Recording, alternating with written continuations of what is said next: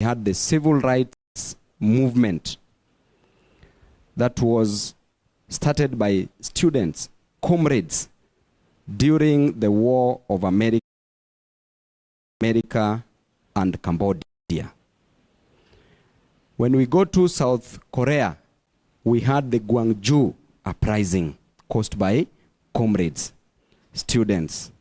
You come back to China and Taiwan, we had what we call the Tiananmen Square protest stroke massacre caused by comrades.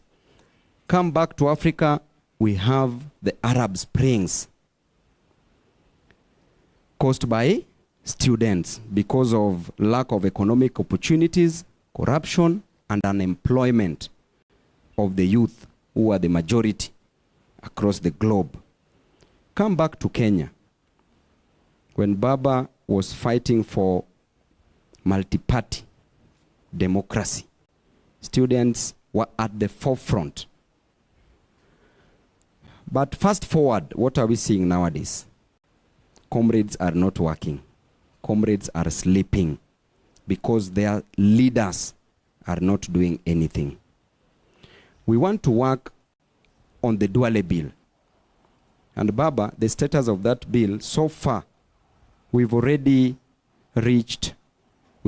passed the committee stage. We are going for the second reading stage. That is the committee and then the committee of the whole house, where we will pass this bill. It is something that it is just a matter of time and we shall pass it. But that is not the issue, because even during my time, we had very strong student leaders, and equally we had student leaders who were doing nothing. And history still remembers them up to date. And those student leaders went through the universal suffrage. They were elected. For example, without naming names, at any particular time that we were holding demonstrations which are enshrined in the Kenyan Constitution, we used to come together as student leaders. But there are those universities who also felt that they had their right to defend or rather protect the government. Those student leaders went to bed with the government. They were elected through universal suffrage. And Kenyatta University was always very notorious. Very notorious. And if you look at where their student leaders are, the former student leaders, at least you'll get one or just two somewhere. But the rest, there's one who contested for MCA Baba just outside Kenyatta University and failed. Because of the atrocities that these student leaders were committing during their time. As a student leader, the process of getting a student leader during your tenure is through the electoral college system. Now you are a leader. What are you doing? Why are you quiet when Kenyans are suffering? Student leadership, or rather the students, should form part of opposition at any single time.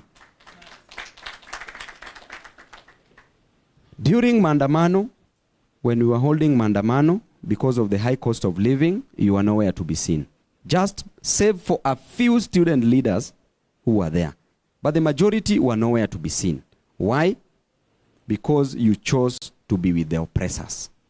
And we say that in the end, God will punish both the oppressed and the oppressors equally. The oppressed shall be punished for accepting oppression, while the oppressors shall be punished for oppressing the oppressed. So you should, you should know what to do with that information. So as comrades, let us try. Because students are suffering. From yourself, if you look at your background, from the slums you are coming from the villages you are coming from, look at your parents, they are suffering. So this opportunity that has been bestowed on you is for you to deliver to the comrades. Do it, even if it is not for the comrades, it is for your own good as a student leader. It forced me, Baba, to call some student leaders we met. They held demonstrations, and you saw. Nowadays, Machakos University, they are really doing better than any other university in terms of demonstrations. And congratulations. I've been following up, and you are doing a good job. University of Nairobi is dead. Kenyatta University is dead. Maseno University is dead. Egerton, Moi, dead. So as student leaders, TUK that is just close here, dead. So as student leaders, what are you doing? We have issues ranging from the cost of living that you should be talking about, to issues affecting the lives of students in campus. Nowadays, student leaders are scared of suspensions and expulsions. Yes, the most important thing that took you to the university is to get a degree certificate. The second most important thing that you can come out with from the university is either a husband or a wife. The third most important is the fact that you are working for comrades. But nowadays, Baba, the student leaders cannot lead anything. Instead of being leaders, they are nowadays dealers. They are dealing. They go to these cabinet secretaries, they go to these offices. There is no way you can work as a student leader if you befriend people in government. Because how then will you do your role under the doctrine of separation of powers, checks and balances? You should be providing checks and balances to the current government. But you cannot deliver if you are in bed with those people in government, because you're already conflicted. So as comrades, let us try as much as we can. Being suspended, being expelled is an occupational hazard in leadership.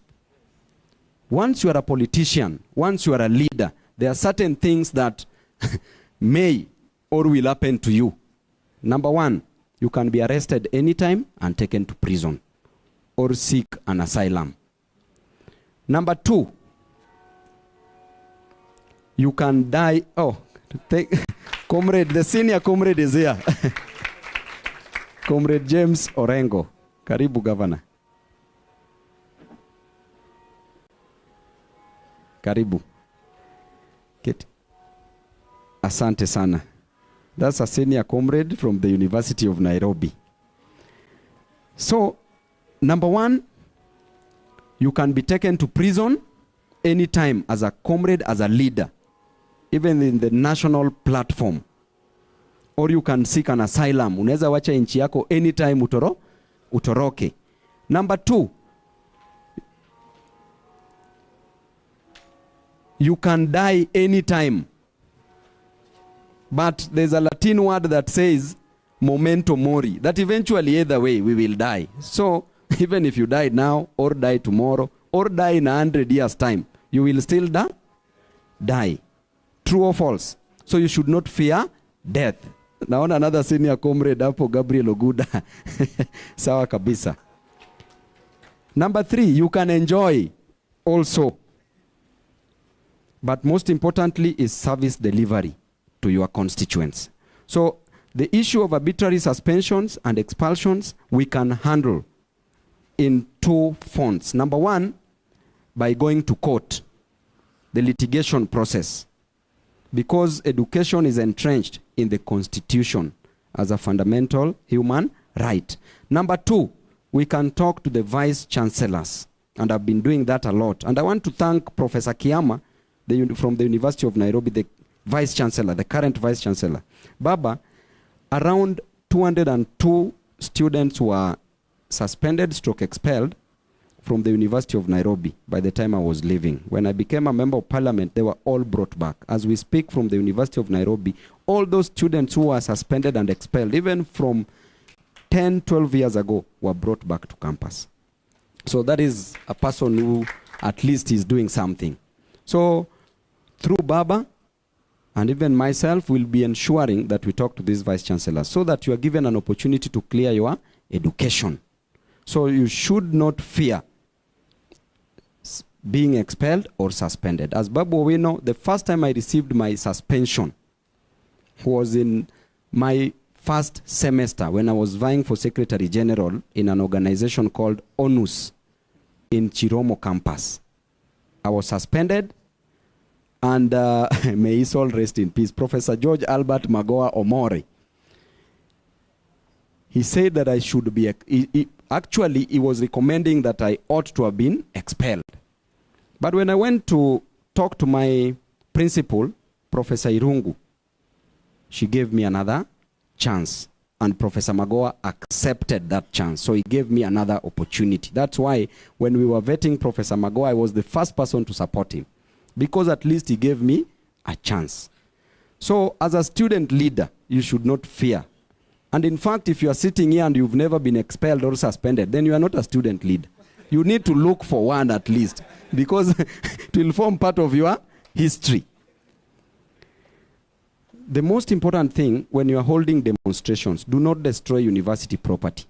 The moment you touch university property, you will be suspended or expelled. The moment you leave the university precincts, then that is not a university affair.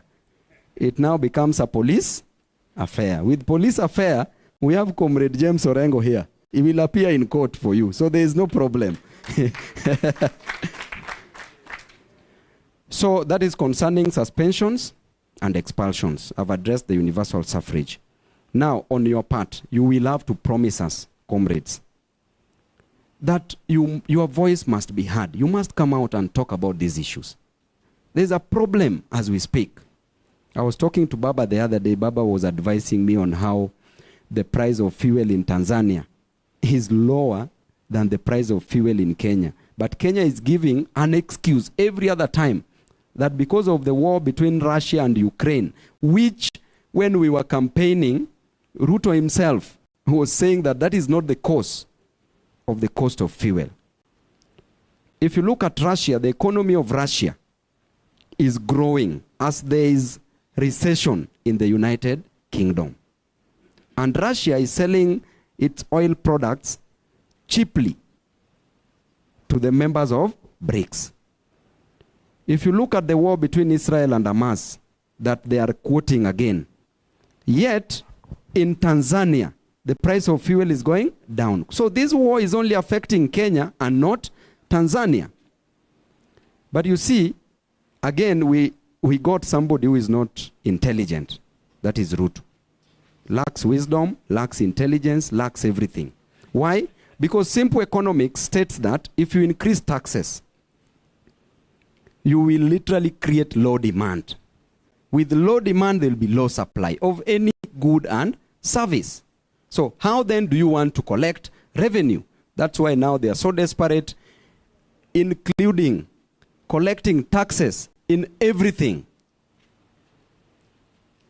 So I want to leave it at that, and I want to wish you all the best as comrades, but promise us that the moment you leave here, you should not be pushed. You should just do your role as a student leader. I did it, that's why I'm here. Why not for being a student leader? Why not for student leadership? I would not be here today. I would not be a member of parliament. So, comrades, you must do something. Asanteni sana. God bless you. And I want to take this opportunity to welcome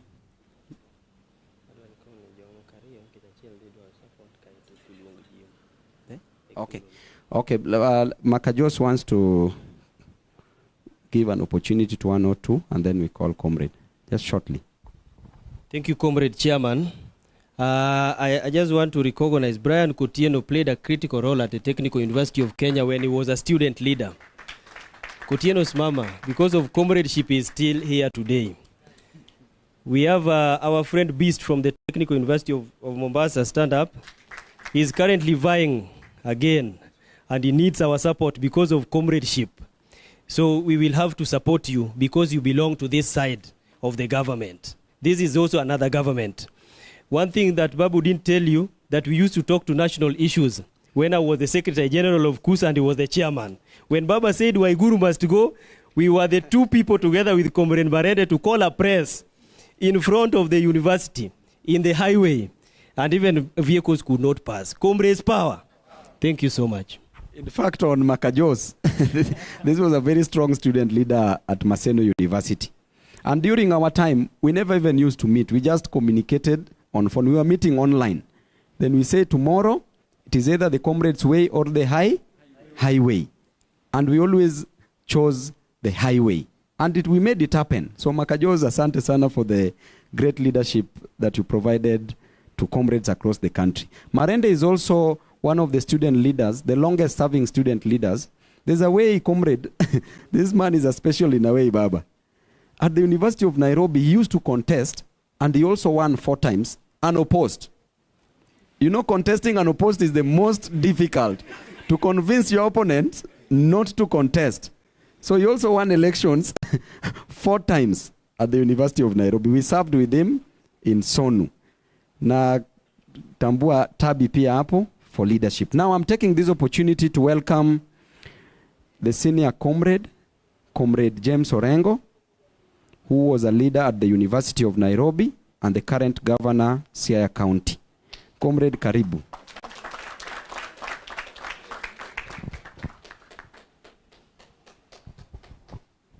To the People's President, Right Honorable Raila Amolo Odinga, Comrade Babu Owino, the entire leadership of the student movement from wherever you come from, Comrade Power. Comrade Power. I didn't know there was this meeting going on, but I'm glad that I came when the meeting was going on. Babu, if the qualification of a student leader, the following, which you have mentioned, I've been imprisoned, so I qualify on that basis. I've gone to exile, so I qualify on that basis. And I've been beaten many times. I have not died. And there's an American who used to say, when you're fighting a war, you don't die for your country. You make the other person die for his country. Because if you die, there will be nobody fighting. But I just wanted to say 1 or 2 things. When I was at the university, luckily, the level of international student solidarity was very high. We had solidarity with Dar es Salaam University Students Organization, the Guild at Makerere, and there used to be a movement based in Prague, the International Union of Students. So whenever there was a problem at the University of Nairobi, because of that international solidarity, including students who were expelled, including somebody like Oki Ombaka, I remember, fighting very hard for him to go to Dar es Salaam University, courtesy of the International Union of Students, which was a worldwide student organization.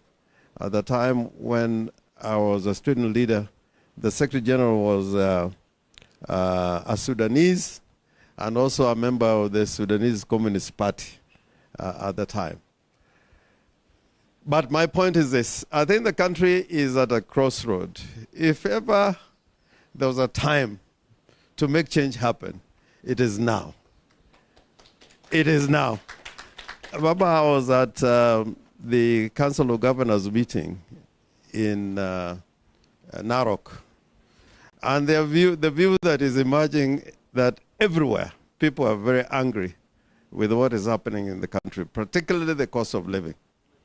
And some of them from the Kenya Kwanza counties were saying quite loudly that if there was Mandamano now, then the hottest places would be the Kenya Kwanza areas.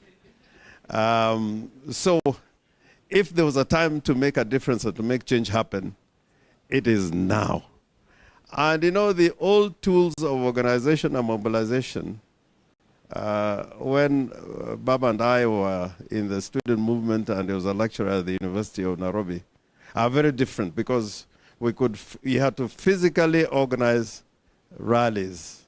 You had to physically, use leaflets. At 4 o'clock in the morning, we'd be, dropping leaflets at bus stops and so on. But now, organizing people for change to happen is a lot easier with communications being what it is today. And even without going around with a van like this one, you can organize a meeting. What happened in Cairo that brought down Mubarak was something which was not organized through rallies, but through the internet. And suddenly, Cairo was full of activity and demonstrations.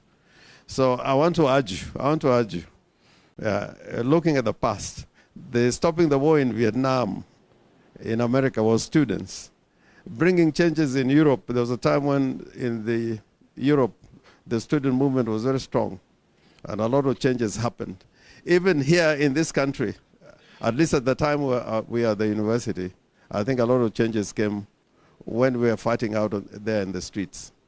So I think it is your time. And it's not only your time, it's your time when you have a great leader in Raila Amolo Odinga. So don't watch from the sidelines. Do not be afraid, because cowardice, like they say, you'll have to die 1,000 times. But if you're able and prepared to face the dictator, I think this is the time to do it. So how we organize, I think that's why we are talking. But I hope that you will have courage, patriotism, and let's make change happen in Kenya. And it can happen this year if at all we work together and make that change happen. Asante sana, asante sana. Yeah, now it is Baba's time. Hello. Comrades power. Comrades power. Comrades power. And this is better. You may be seated.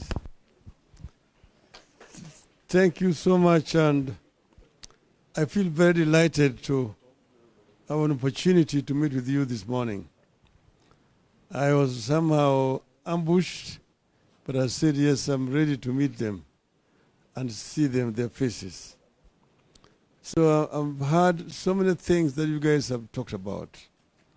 I noted the issue of funding of the education in the country, the funding model, the disbursement.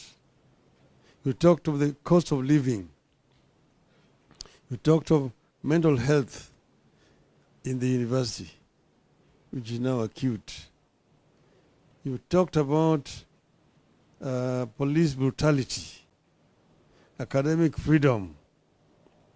Then you also talked about the electoral process, universal suffrage. You talked about the girl student and the problems that they face. You talked about insecurity in the institutions. Then you talked about involvement in decision making, and of course the funding model and so on.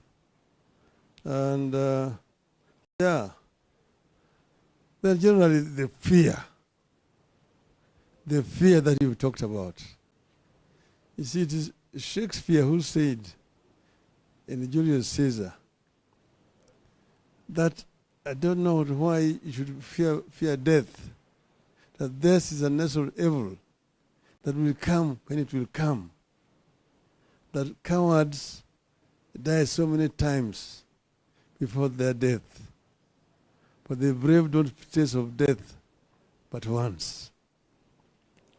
But another friend of mine said, you should never fear at all. If you are sick, you should not fear, because you'll either be treated and you'll recover, or you will die. If you recover, you don't need to fear anything. But even if you die, you don't need to fear. Because when you go up there, you will either go to heaven or go to hell. When you go to heaven, you have nothing to fear. But when you go to hell, also you have nothing to fear. You meet so many of your comrades.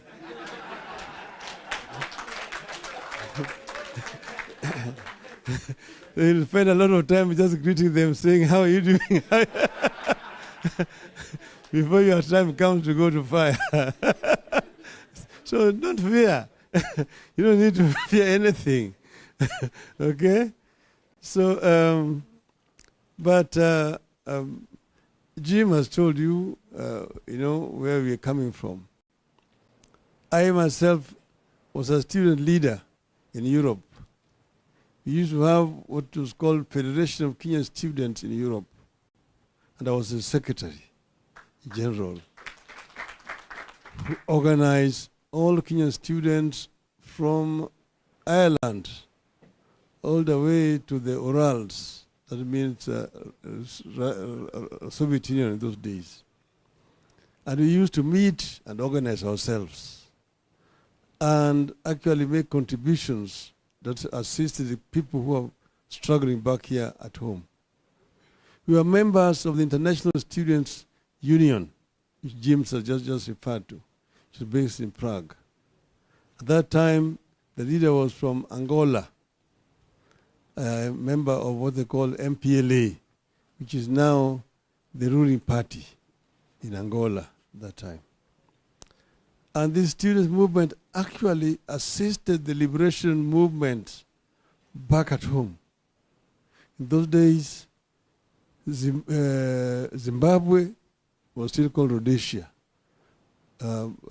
struggling. Mozambique, Angola, Guinea-Bissau, Cape Verde were still under the Portuguese colonialism. South Africa, apartheid was ruling supreme in South Africa. Then the student movement those days actually fought and assisted the freedom fighters. We also organized scholarships for young people who were there in the bush to come to Europe and get education at that time. Now, when we came back here, the university students from Nairobi were very, very fundamental in supporting the movement for change in the country. And they suffered for that. Jim here was the student leader when I was myself member of the academic staff at the University of Nairobi. They used to be arrested.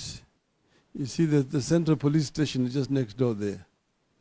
And then there was a Mzungu. What was the name of that Mzungu? Who was the Nairobi area.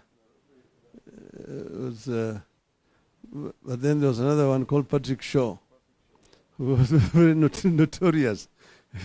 He coming down there to beat up the students. But they stood very, very firm. There were quite a number of them who were arrested, some of them were expelled. After him, the late Oki Ombaka. Before that, there was a Wori Wakataka.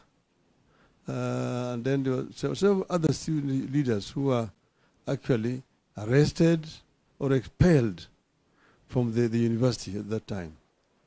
That is a time when the erosion of academic freedom had started in our institutions. And this has continued to this struggle for freedom of movement, freedom of association, freedom of speech, particularly academic freedom at the university, has been very much part and parcel of the struggle for democratization in our country in general. And you see that there is always an attempt to try to muzzle the student voice. There's no doubt that this amendment was moved by one who is now the Minister for Defense to deprive the students with the right to elect their leaders of choice by bringing the so-called delegate system. But as Bob has told you, this matter is coming back to Parliament. And our instruction to our members is to ensure that you go back to universal franchise. One man, one vote. One man, one vote, 1 shilling. Okay? We will work to see that this happens. Then, this issue of funding model which they brought here, it's very confusing. It is not quite clear because they're talking about those without any means who will get 100% support, those with some little bit of ability or support, and then those who don't require support at all. And you ask yourself, where is the barometer? How are you going to test the temperature? You will see that so-and-so's parents are employed, but that fellow who is employed is actually supporting 10 students or children. Somebody is probably earning less down here, but is only supporting one student.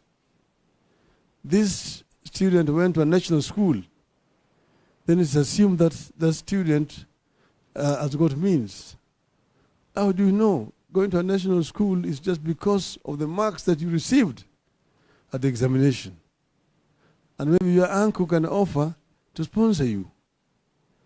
Or just a friend with the family can offer to sponsor you because you've done well. That does not mean that this fellow is going to sponsor you at the university. So all these things they're coming about with are things which are not being tested. They are basically like people who are walking in the dark. Then the issue of using police in the institutions of learning is again something that we have condemned very strongly. That universities should be allowed to do their things, and the police should not be used excessively in the universities. Students should be able to engage and dialogue with the university authorities. That is the civilized way of running universities. But we are dealing with a state that has gone rogue too early. Too early. And that is where we are having these problems. Now, we sat down ourselves as members of Azimio and looked at education in a country. Because education is what actually differentiates societies. You find a country like Japan does not have any kind of natural resources of any of repute. Japan does not have minerals, does not have gold, does not have oil, does not have uranium, and so on and so forth. But Japan is number 3 in the world in terms of economic development. How?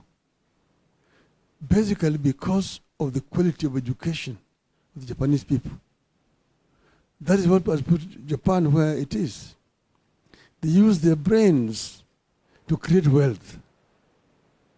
And this is what has been lacking on the African continent. Because Africa is the richest continent on the planet Earth in terms of natural resources. The paradox is that the richest in resources is also the poorest. That the living conditions in Africa is far much below the other countries which do not have as much resources as Africa has. And that is what we said we wanted to correct. And it can be corrected. But it can only be corrected